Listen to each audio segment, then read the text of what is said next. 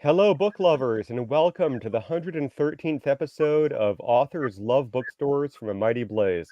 I'm your host, Joe Moldover, and I am so happy to be back here with you today. Every week, I, along with my partner, Kimberly Hensel Lawrence, cross the country visiting independent bookstores and talking to the authors who love them. And this week, I am delighted to be with author Kathryn Lasky. Kathryn is the author of over 100 books for children and young adults, including the Guardians of Ga'Hoole series, which has more than 8 million copies in print and was turned into a major motion picture, Legends of the Guardians, Owls of Ga'Hoole. Her books have received numerous awards, including a Newbury Honor, a Boston Globe Horn Book Award, and a Washington Post Children's Book Guild Nonfiction Award. She has twice won the National Jewish Book Award. Her work has been translated into 19 languages worldwide, and she lives with her husband in Cambridge, Massachusetts. Kathryn, welcome to the show. Thank you so much for being here today. Oh, thank you, Joe. I'm happy Uh, to yeah. no, we're delighted to have you. So many questions to ask you, so many things to get to. But what I want to begin with is congratulating you because, on top of your voluminous output, you have a new novel in the world, Light on Bone, a Georgia O'Keefe mystery. And I wonder if you would tell us a little bit about your new book. Well, it's in this mystery. Georgia is an amateur sleuth, as they say in the business. And the true part of it is it's set in the 1930s. And in 1933, Georgia had, and this is true, a nervous breakdown, justifiably so.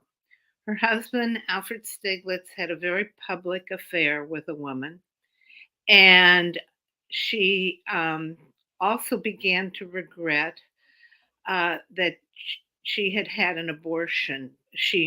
Georgia had had an abortion several years before, and she's starting to realize that if she hadn't, that kid would have been going to high school. But on the other hand, she had just sold a painting for more money than any living author in America, the painter in America. And but there were other things, and she went into a hospital, the psychiatric wing, and when she came out, she just felt she had to go to New Mexico. She'd been there before, but she hadn't gone a lot or for any length of time. And this was the year. By this time, it's 1934, and it's her first year of going to the Ghost Ranch. And of course, she gets there and she finds a dead body in the desert. So she has to help solve that crime. There's a very solid foundation of what I would call the springboard of the book. Hmm. Um, and that was very helpful to me. And then I've always loved Georgia O'Keefe, so I had written a children's book about her, and then I just kind of jumped off and decided to do this. Yeah, that's fascinating. I mean, I was going to ask you how you chose Georgia O'Keeffe as a sleuth. But I mean, she's just sort of a fascinating historical figure.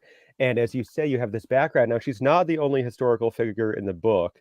And I don't want to give away too much, but for example, the Lindberghs make an appearance. And they Yeah, truly were there when yeah. she was there. Yeah, Yeah, so I yeah. was gonna, yeah, I was gonna ask you how close in writing this book, how close did you feel you had to stay to the reality of that time and that place and the people who were there and their actual characters and I was personalities? pretty careful about that. I've Yeah. written a lot of historical fiction for kids, and I just saw the most interesting quote today from the guy who wrote, the series The Crown, which we're all salivating to see again. It's coming up again November 9th. And he said something about accuracy is not as important as truth.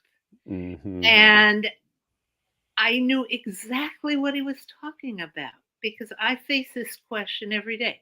So if you say something happened on May 4th, maybe it didn't. Maybe it didn't happen until June 4th or something, but that's not so important. You realize what the import of the moment was, whether you got Mhm. it on the right date or something like that. So, Yeah, and one of the great things about the book, which is, it's a great mystery novel, and but you really bring us inside of Georgia O'Keeffe's, mind and consciousness, as she's dealing with this sort of traumatic moment in her life, as she's also developing her art in the Southwest. You introduce a handsome sheriff, so we've got some some other stuff going on. But how tell us how you kind of sort of got into Georgia O'Keeffe's mind. Sort of what kind of research kind of brought you into her consciousness and her kind of her emotional life. well, I'm a huge researcher. I probably, you know, it's hard for me to give up researching and actually write the book. But I read a lot of her letters, which have been published. I mean, I didn't have to, you know, go far for that. So I read a lot about that. I read a lot about how her, I guess you call it her background, her educational background in painting. You know, like she went to Columbia Teachers College and took art from this. This is when she was older too, in her mid 20s maybe or earlier, and took from this. Oh gosh, I always forget whether his name is Alan Beaumont or Beaumont Allon, um, and how he taught his students. So that kind of stuff about her art and her family and all of that. I just really dug in and did all this research. Unfortunately, I decided to write this book on the day the pandemic began. Mm, mm, And so I couldn't go out. I had been to Santa Fe and New Mexico a few times, and I had been to her house in Abiquiu at least 3 times, I think, and to the museum out there. But I would have liked to have been really out there um, figuring stuff out. yeah, Couldn't do it. yeah. Yeah. Well, I want to remind the online audience, both those watching now and those who may watch this video in the future, that we're visiting with Kathryn today in order to support independent booksellers across the country. Kathryn has named a number of independent bookstores that she loves, and we're going to be dropping some links in the chat so that you can head to them and perhaps pick up a copy of Light on Bone or another work. We were just talking Santa Fe, and Collected Works in Santa Fe is one independent bookstore that Kathryn loves and that we want to support.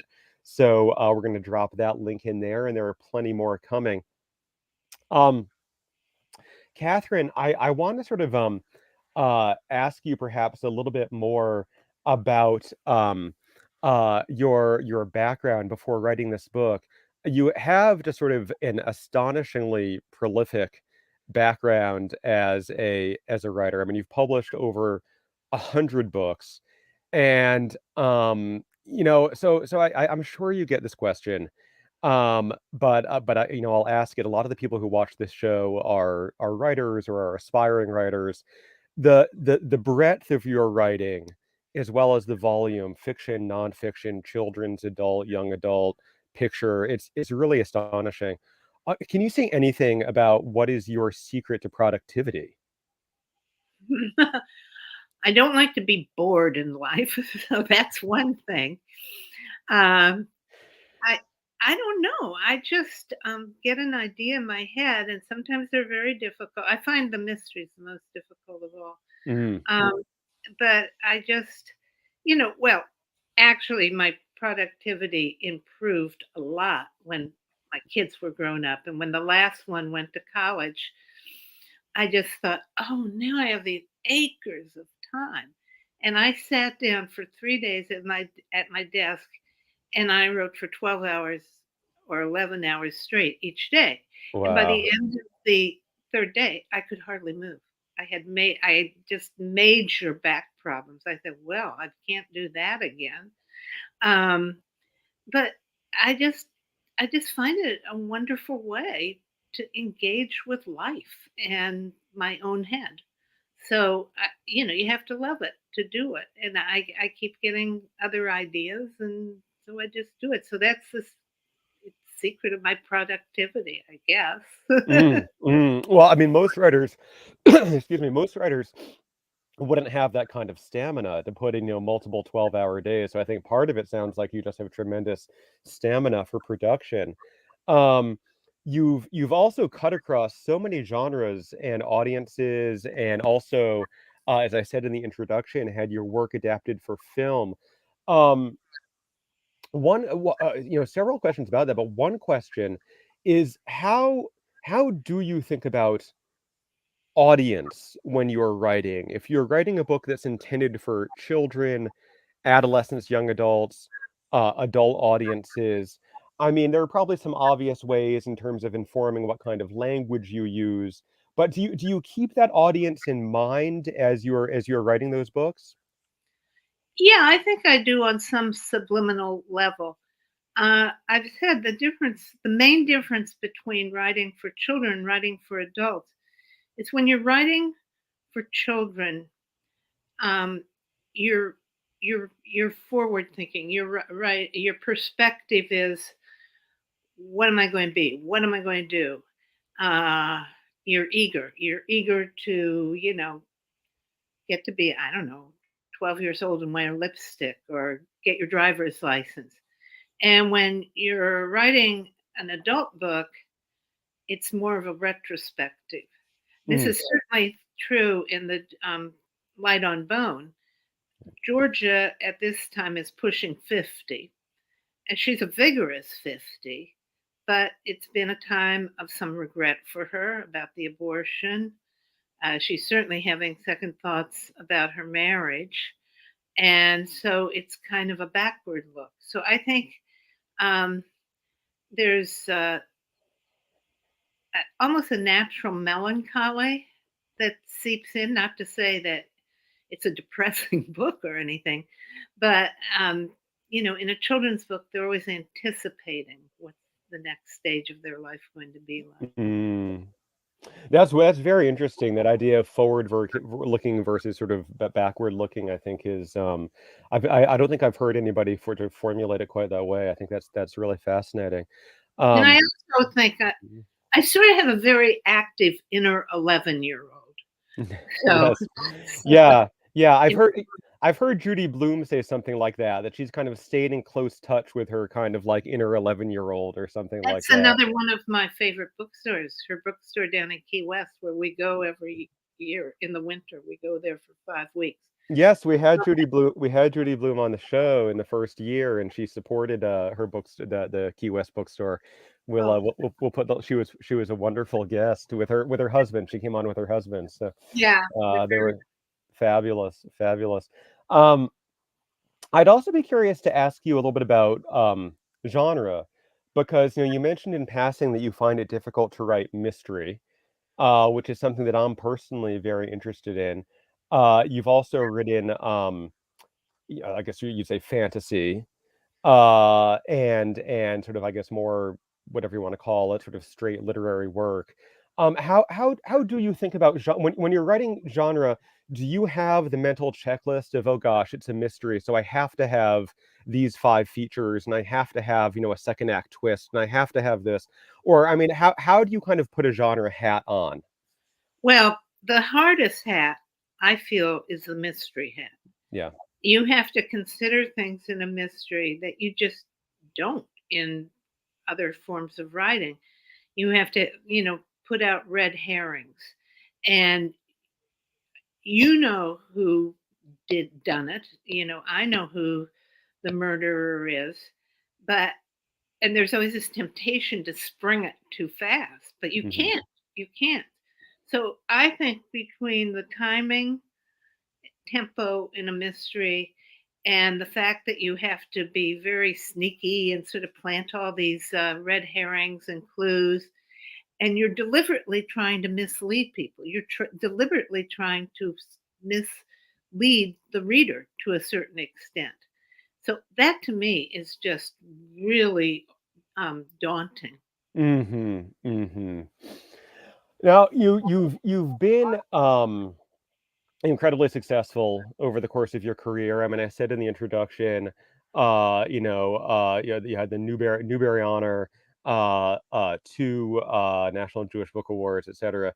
Um, I suppose, I guess in my mind, um, the Guardians of Gahul series is one of those sort of iconic um, works where when people ask me, and it was said to me, who are you going to be interviewing today? I said, oh, Kathryn Lasky, the Guardians of Gahul. Oh yeah, everybody knows it.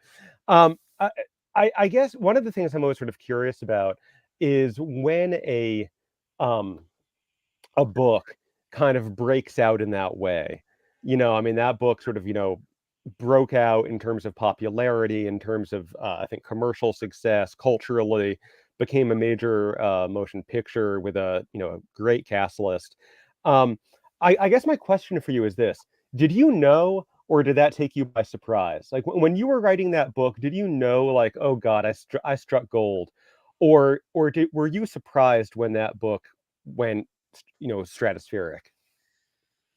Well, it's sort of funny. I really can't take credit for it. I mean, I take credit for writing it, Yeah. but I fell in. I have to give credit to Scholastic. Hmm. When I first came up with the idea, it was a single book. I wanted to write about owls. Actually, I've done a lot of nonfiction, Right. and I thought, and my husband, who's a former National Geographic photographer, he's done the photography in a lot of those books. And so my first idea was we do, it's like a natural history book about owls. And my husband said, they're endangered, they fly at night. We're just going to freeze our rear ends off trying to get pictures of him. He said, why don't you do a fantasy? I go, oh, okay. So I thought up this idea. And then this is years ago.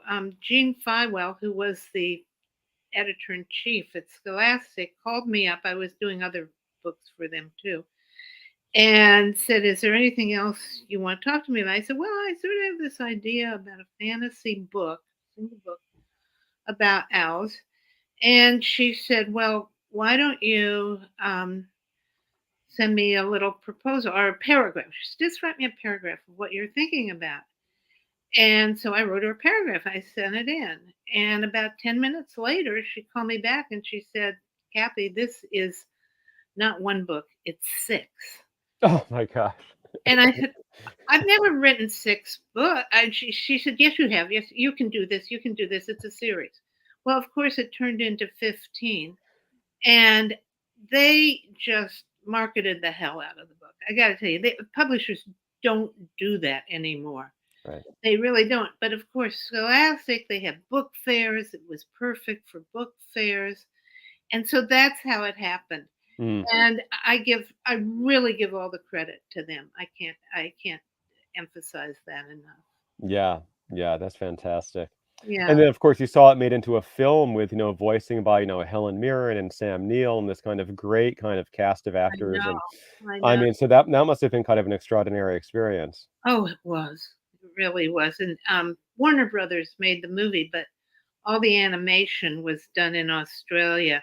And my husband and I got to go down. It was done by Animal Logic, that was the animation company. Mm. We got to go down there, and those guys are just geniuses. I was so overwhelmed by them. They were great.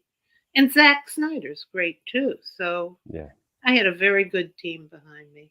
That's I was fantastic. blessed. Well, let's talk some independent bookstores. So, you are a globetrotter. You mentioned just sort of buzzing down to Australia. You have great stuff on your website about crisscrossing the Atlantic with your with seasickness with your husband, who, as you mentioned, is sort of a National Geographic photographer and sounds like kind of a swashbuckler. And so, not surprisingly, when we asked you about independent bookstores you love, you gave us names from all over the U.S. So I mentioned Collected Works in Santa Fe.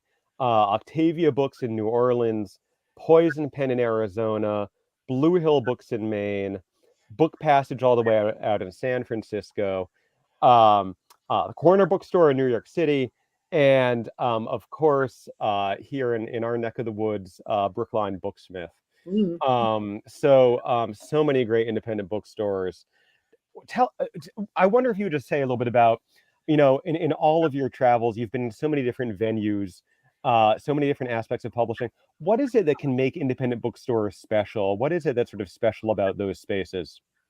Well, it's funny because each one you mentioned that I mentioned to you is a very different space.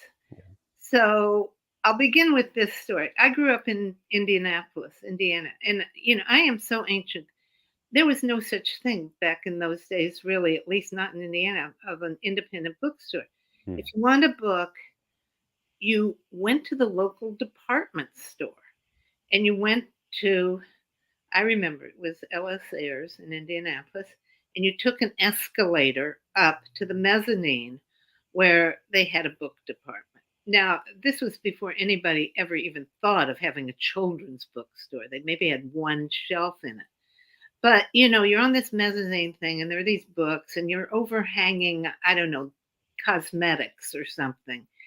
And it was just antithetical, um, as far as books went to me. I mean, I thought, oh, why don't we have a real bookstore? Why is it with all this grown up stuff? Like, and I didn't mean grown up books. I meant like, um, the cosmetic counters or men's ties or whatever. And now Indianapolis is wonderful. They have a lot of bookstores. They have one, I don't think I mentioned it to you, but it's called Kids Inc., and it's in Carmel, Indiana. And of course, there was no Barnes and Noble back then either. So that one kind of experience, but almost the opposite of that was there's this bookstore in New York, and it's on Madison Avenue, and it's at about the 93rd block. It's called the Corner Bookstore. Right. And I was in New York visiting my sister who lives very near there, but I'd never been to that bookstore. And there was a horrible blizzard. And it just was one of these instant blizzards. And I was walking back to her apartment, which was at 97th Street, is that? And I thought honestly that I was just going to die of the cold. I mean, like there was my glasses were fogging up, I was freezing cold, and I saw this charming door. And I stumbled in, and it was the corner bookstore. Hmm. And to me, that experience has been with me forever because it was as if I had, opened the wardrobe and stepped into Narnia or something. And they just sort of took me in and thawed me out. And I started, they brought a stool or something out. I started reading books, and they just said, "Oh, you can stay here as long as you want."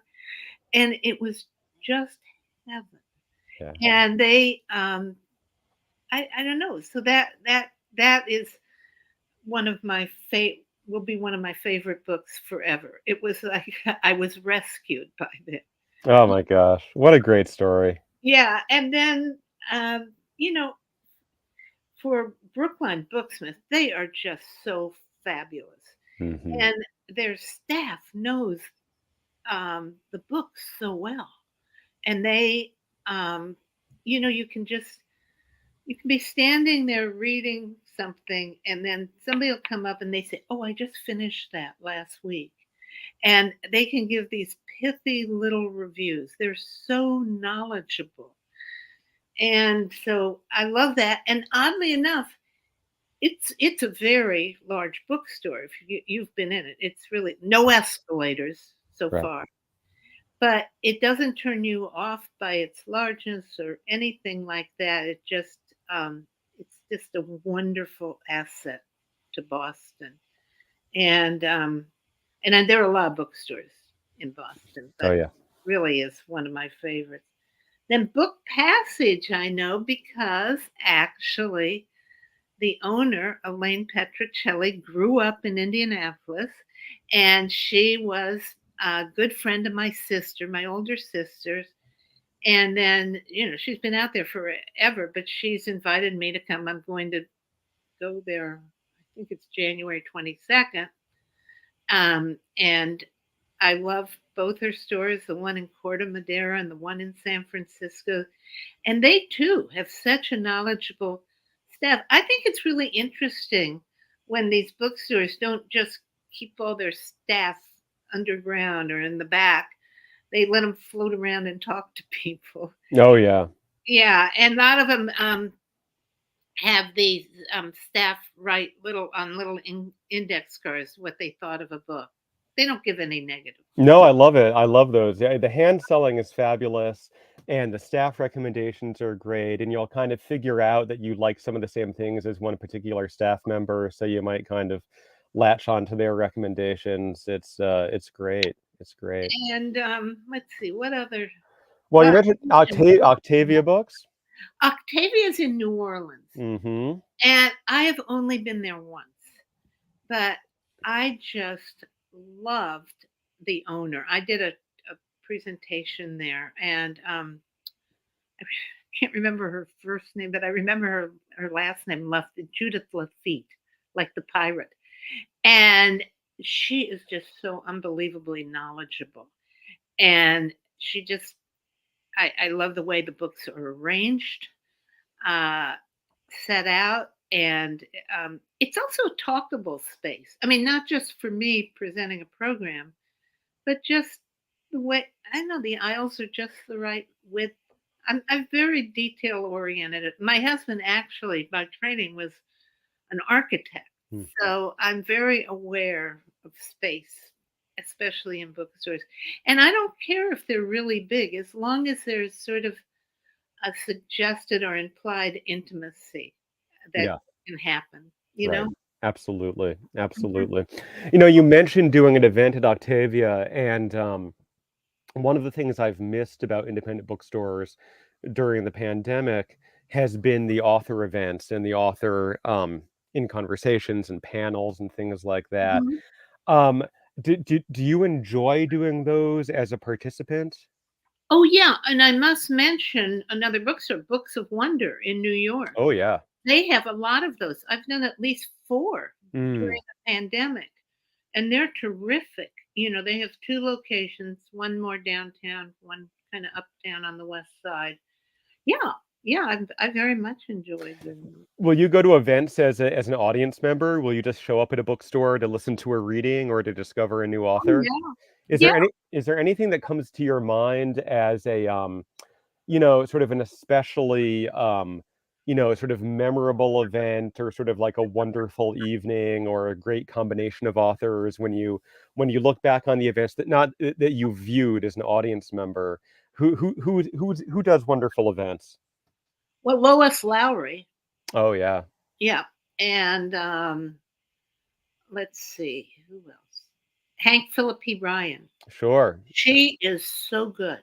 She Oh is yeah. so smooth and good and funny. Um, who else? Oh, I love, Bill Martin. Do you know him? Mm-mm. He wrote Harvard Yard and Back Bay. Okay. Yeah, Okay. and, Gregory Maguire is fabulous, just fabulous. What makes somebody a great, and a lot of authors are not great speakers. What makes I've never I would love to hear Lois Lowry. I've never heard her. I have heard Hank Felipe Ryan. She's part of A Mighty Blaze, and I know Yeah, you were just in conversation with her. We're going to put the link to that video in the chat because yeah, you had a great conversation with her. But Hank, I mean, she's a television personality, so yeah. I mean she's just, sort of so charismatic.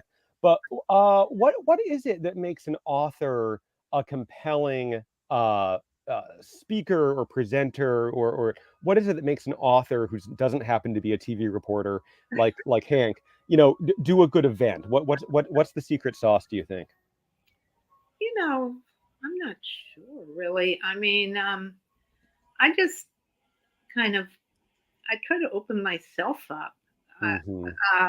and you love when people ask questions, you love it because then you can go off on directions that you might not think of Yeah. yourself. So you Yeah. have to kind of be a good impromptu improviser, whatever you want to call it, Right. speaker. And but I always feel I get more from my audience than they get from me when they ask me really good questions. So I think that's it. You just can't be too scripted, I don't think. I think that's right. I think the best events are really interactive. Yeah, yeah, Um, that's what I love, you know. yeah. That's why Yeah. it's like really easy talking to you. I don't have to just Yeah. I was going to say I don't have to sit here and think, but of course I do, but it's Right. That's the conversation. mhm. Well, I can't neglect my favorite state, which is Maine. And one of the independent bookstores you love is Blue Hill Books. Talk to us about Maine and Blue Hill. Well, just think about um, a bookstore you can go into and you smell salt air. That's Mm, just a yeah. heady combination. And the staff is very informed. And my only regret about it is the parking is difficult. Not because it's crowded exactly, but it's a difficult parking lot to get out of. I'm always scared I'm going to crash into something. So I often try to park away and walk there. Uh, but I like the arrangement of the books. I like the knowledgeable staff, and you just could ask any person there about a book, and they pretty much seem to have read it to me, or they'll say, "Oh, so and so just finished that book, so they can tell you better than I can."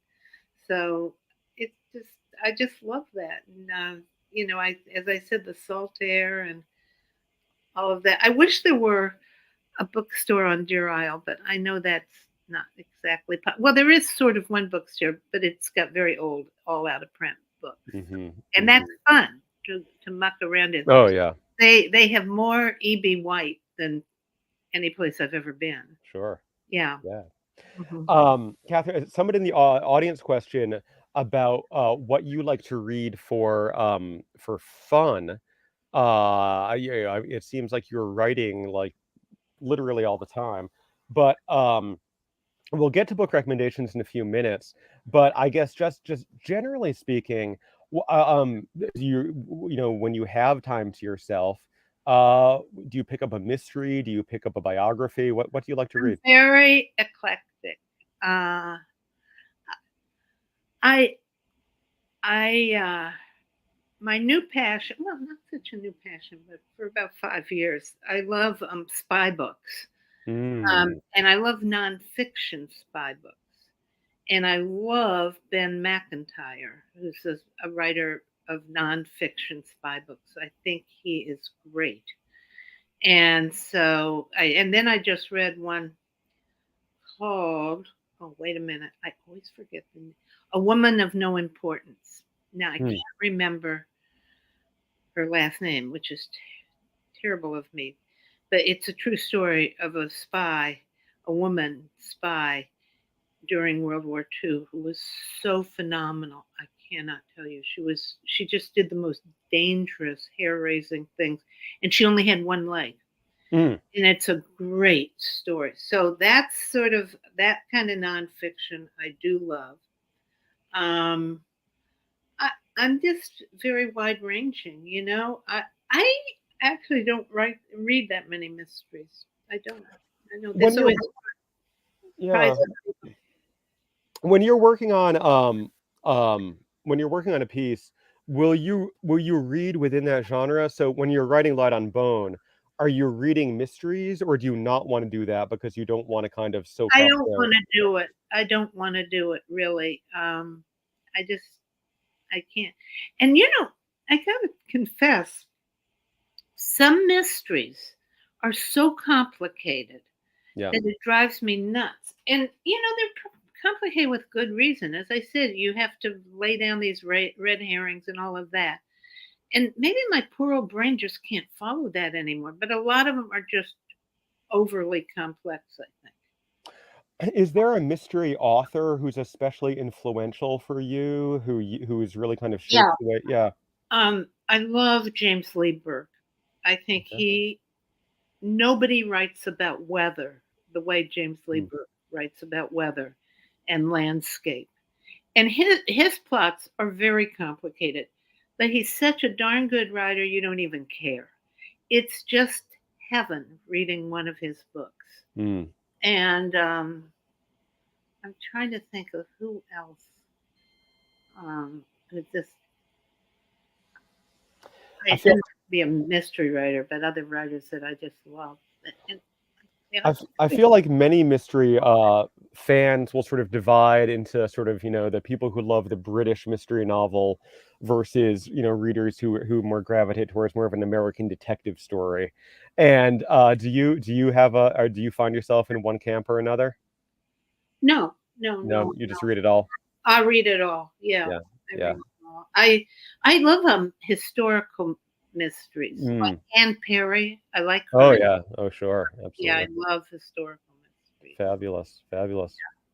Well, we're sort of tiptoeing around it with some of these authors you love, but let's sell some books for independent bookstores. So, I in the audience would love to hear some book recommendations from you about maybe things that you've read or that you've heard are coming out, or just things that you're feeling excited about right now. And to the audience, we're going to be dropping links for these books into the chat, for you to buy them at some of Kathryn's favorite independent bookstores. And so click those links and pick up some books. It is not too early to be holiday shopping. So Kathryn, what do you think? What would you Well, recommend? I would say the best two books I've read of the last 2 years. Maggie O'Farrell's Hamnet. Oh Mm-hmm. my God, what a tour de Mm-hmm. force! Mm-hmm. And then Where the Crawdads Sing. Mm. Uh, and that was great. And that was not a traditional mystery at all. Um, so I would say those were the two books that were really outstanding in my mind in the last 2 years. Oh, well, I mean, and I have to add that my partner, Kimberly Hensel Lawrence, just interviewed Maggie O'Farrell Ah, for A Mighty Blaze. And so we're going to drop the link to that, which was a great interview about Maggie's new book. So we're going to drop that link in the chat so people can catch that. Because the new book is fabulous. And of course, Hamnet is sort of an instant classic. So those are fabulous recommendations. Um, Kathryn, I don't know if you want to answer this question. You certainly don't have to, but if you're willing to talk to us about it, what can we expect? What might you be working on next? well, I'm still writing children's books. Hmm. So, and I write a lot of animal books. So I have another animal book coming out with HarperCollins. It's about beavers. The first one came out when was it? Last February, and it was called oh gosh, why can't I remember? Oh, the Secret of Glendunny is book one, and it's called The Haunted. And now the next one is called Secret of Glendunny, The Search, I think. And then I have a sort of I'm finishing up a kind of I don't want to call it a fractured fairy tale. Let's just say a reconstructed fairy tale, the Cinderella story, but told from the point of view of the fairy godmother when she was a kid and Hmm. growing up. And that was very interesting to do because, again, I know it sounds crazy, but I even do research on fairy tales.